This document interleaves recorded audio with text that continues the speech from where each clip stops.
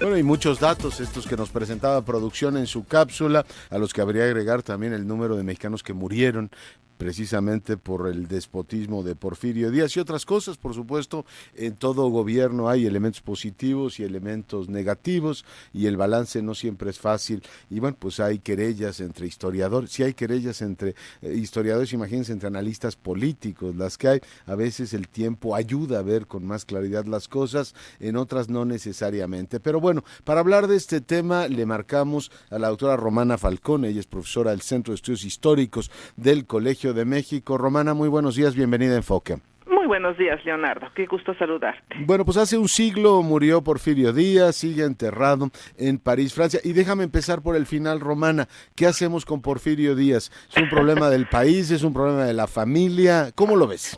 Mira, yo creo que es un problema del país y realmente es un personaje que caló tan hondo en la realidad mexicana que en cierta forma su legado sigue en disputa. Sigue en disputa, como decías tú, porque los historiadores no nos ponemos de acuerdo, pero también porque el país, el día de hoy, no se pone de acuerdo en muchas de las cosas que dejó don Porfirio.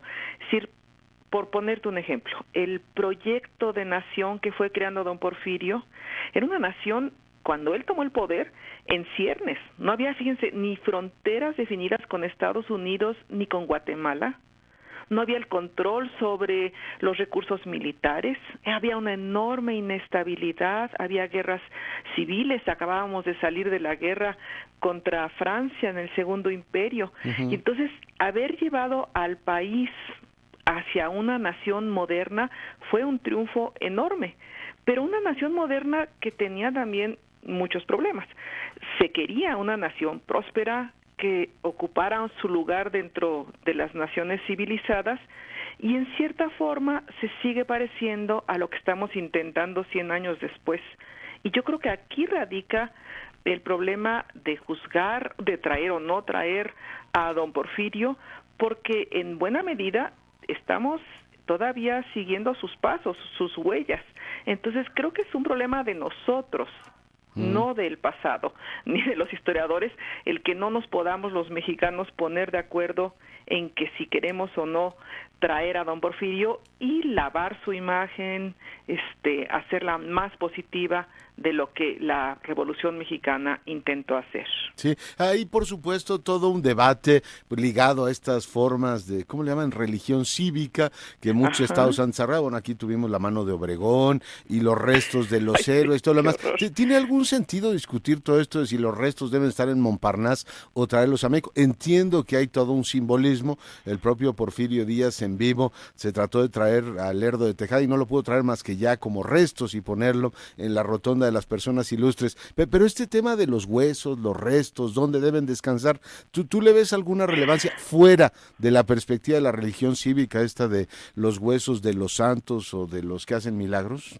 Honestamente no, Leonardo, yo estoy de acuerdo con tu punto de vista. Es algo que pues sí está muy digamos de moda entre los historiadores pensar en cuáles son los santos del Estado y de la nación, pero fuera de eso, pues como lo vimos por ejemplo con el Bicentenario, pues acabó siendo la cosa más hueca, las celebraciones más absurdas y huecas que podría haber. Yo creo que él está muy contento. ¿Fuiste a ver los huesos de Morelos y de todos los demás? Yo no fui. Yo creo que oye, yo fui en peregrinación, Romana, a ver si me hacía algún milagro alguno. No, pero ¿no, bueno. ¿Ninguno? ¡Qué barbaridad! No me lo han concedido. Yo creo que le gustaría más estar en Oaxaca que en París, pero París también le gustaba mucho, así que debe estar muy feliz por allá. Ciertamente. Bueno, entonces, está ese tema de los huesos. Hay ya una, digamos, visión clara al irse Porfirio Díaz. Decía, espero que cuando, digamos, se apague todo este fuego que hay ahora puedan hacer un balance claro de lo que fue el porfiriato. Yo recuerdo haber leído un libro tuyo que coordinaste con este profesor holandés, ¿cómo se llama? Bube. Raymond Bube. Sobre el tema, si era un omnipotente. Después leí esta biografía de Garner sobre Porfirio Díaz y me quedaba con esta idea de que finalmente, pues, sí era un hombre que tuvo un puño en el al país, pero no era, digamos, un dictador centralizador en el sentido así clásico de la palabra, sino que el tema era como mucho más consensual. O sea, tenemos claro el modelo político con el que gobernó Díaz este país y que pues dio origen a lo que la historiografía favorable a él ha llamado la Pax Porfiriana. Romana? Pues mira, entre los historiadores tenemos un gran debate, porque desde luego en su época se le glorificó a la N potencia, la revolución lo convirtió en el hombre más malo y la razón de la revolución por su dictadura, y ahora yo creo que ya después de tantos años estamos llegando a las visiones más mediadas, más equilibradas.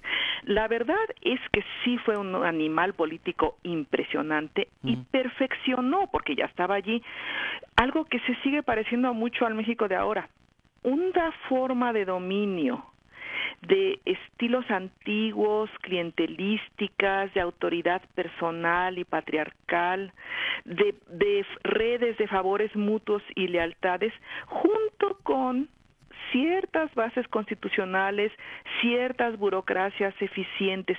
Y esta mezcla que observaba una fachada de nación democrática, política moderna, pero que se fundaba en los nexos personales de él y de sus seguidores a lo largo de la República, en cierta forma sigue estando en México. Digo, no hay que ver más que cómo hubo compra de votos y cómo funcionan las maquinarias políticas en la elección pasada para darse cuenta que estos hilos de la dominación pues son bastante parecidos al de don Porfirio.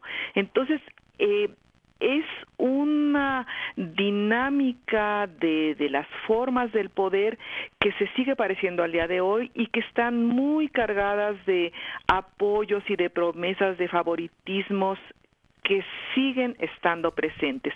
Entonces, en ese sentido, es muy difícil juzgarlo porque se parece a juzgarnos a nosotros mismos el día de hoy. Sí. No fue don Porfirio un salvaje dictador como hubo en América Latina, no era terriblemente sangriento, pero desde luego cuando él necesitaba poner orden, pues no se andaba por las ramas, ¿verdad? Sí hubo costos políticos, tú lo mencionabas al principio y estoy de acuerdo con eso, que ahora incluso los historiadores están un poco dejando de lado. Yo pienso que hubo muchas brutalidades. Mira, te pongo el caso de los yaquis.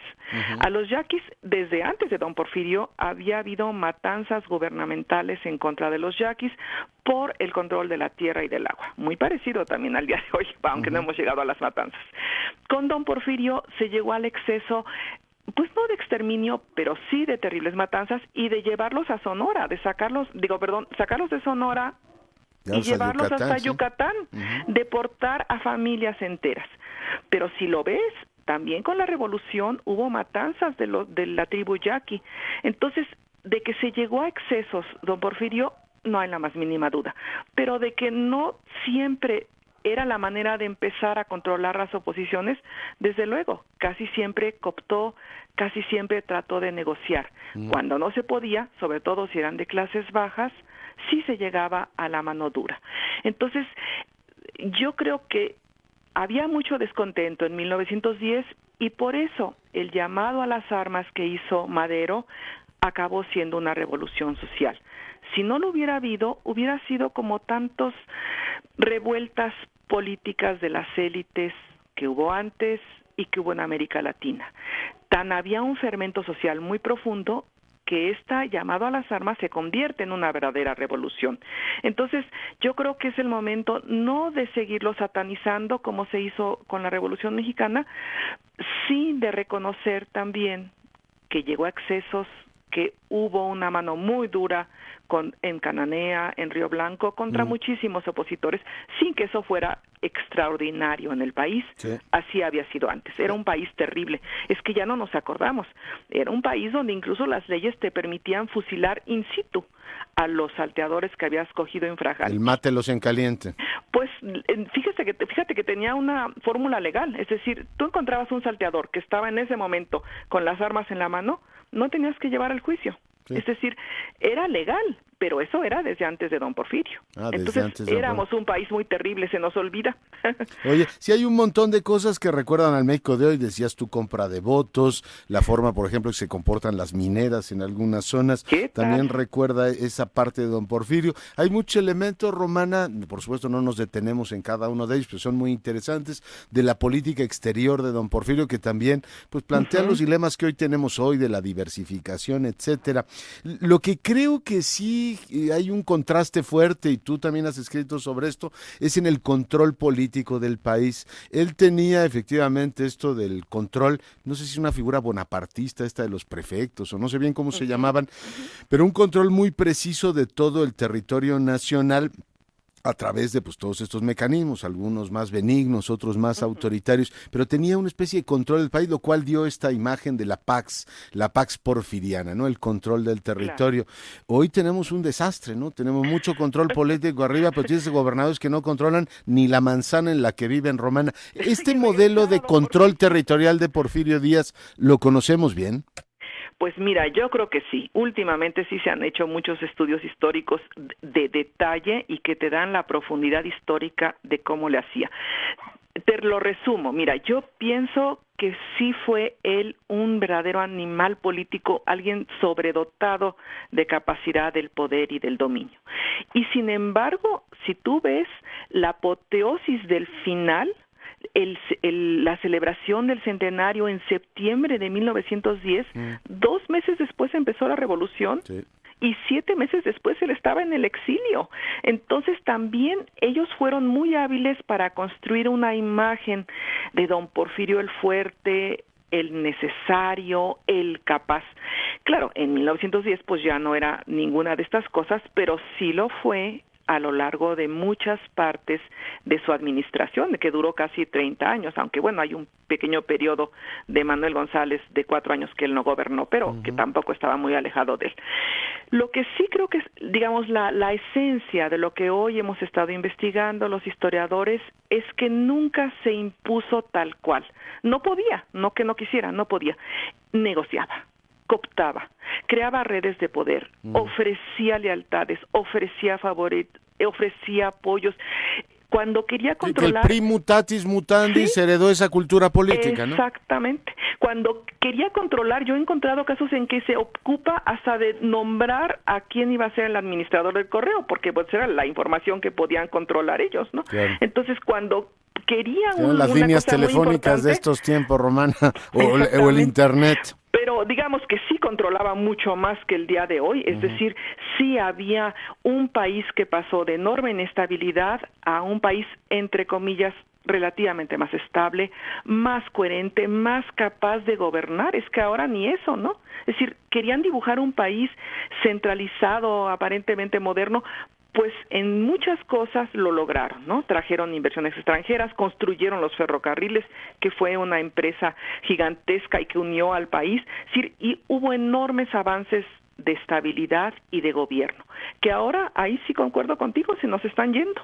Es decir, ya quisiéramos tener, sobre todo en la etapa del porfiriato Maduro, esa estabilidad y esa tranquilidad relativa que logró don Porfirio, pero siempre negociando. No era tan fácil imponerse como la imagen que teníamos antes nos lo hacía creer. Siempre ves a los pueblos negociando, a los ayuntamientos negociando, a los hacendados negociando.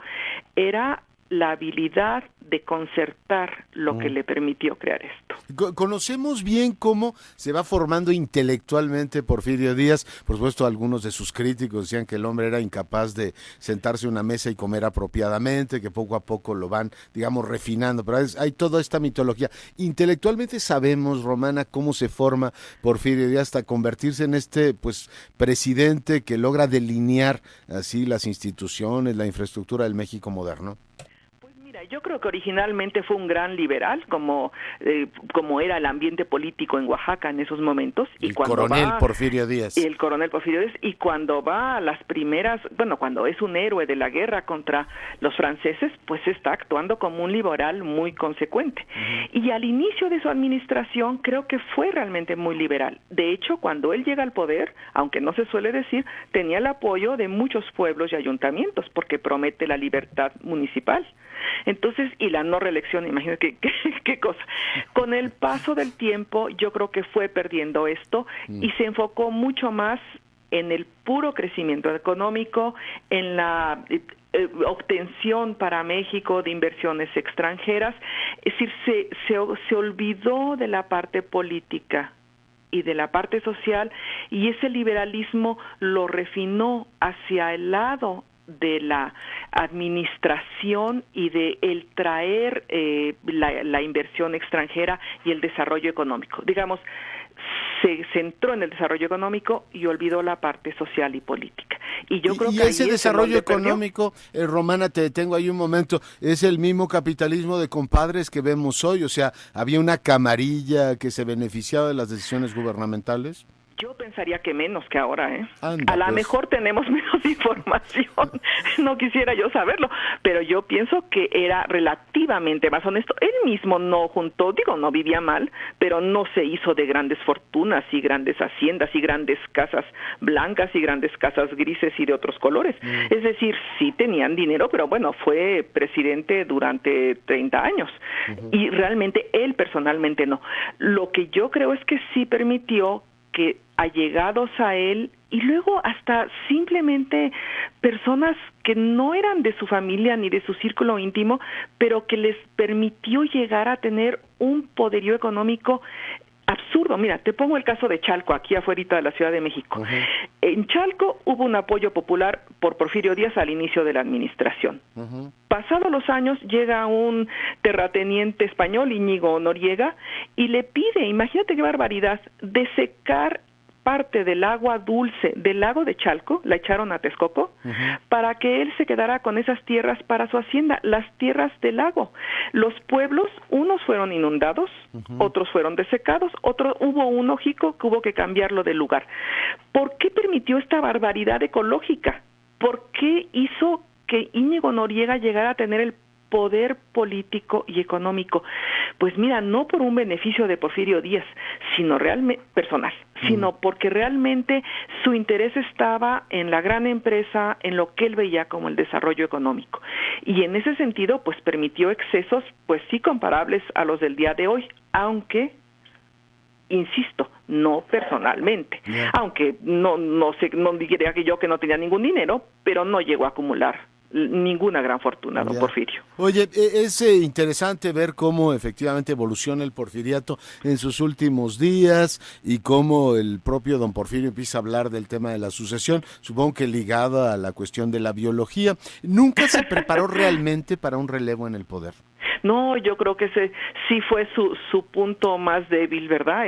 Es esta cuestión de sentirse uno mismo como el indispensable y el necesario, a pesar de la edad que tenía, que en esa época era mucho más que ahora, ¿verdad? Porque 80 años entonces, pues eran muchísimos más que los años de ahora. La esperanza de vida andaba en los 40 y tantos, en los 40 y tantos, cuando ahora estamos en los 70, ¿no? Entonces, pues realmente era un hombre muy anciano, no lo preparó, no supo dejarlo ir. Yo creo que si hubiera tenido lo que le pasó a Juárez, que fue morir de muerte natural cuando no era tan grande, no tendríamos estas controversias. Don Porfirio sería un héroe aclamado, ¿verdad? Es decir, fue esa necedad, no sé si de la vejez o del demasiado orgullo por sí mismo o de esa incapacidad de ver más adelante, más allá de sí mismo. O el servilismo de una élite que le decía, sí, usted, don Porfirio, no podemos, porque en eso se pinta sola nuestra élite, ¿no? En ser servil con el poderoso.